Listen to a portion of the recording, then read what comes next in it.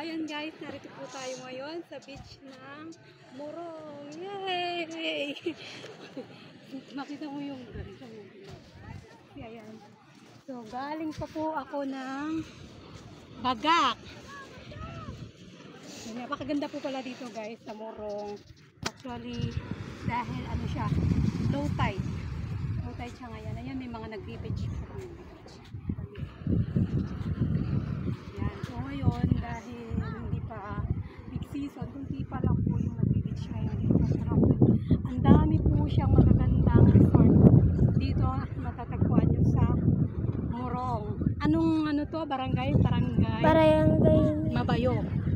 Ay, hindi. Actually, Nagbalayong. So, yan. Dito po kami sa Nagbalayong Beach Resort. Yay! Ayan, guys. Maganda po yung beach nila.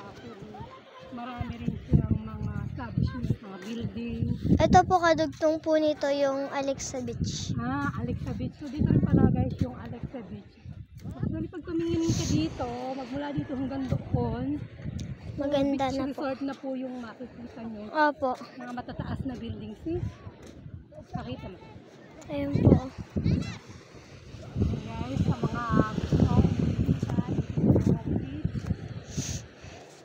hanapin nyo lang po ako sa aking page kay Rachel Australia.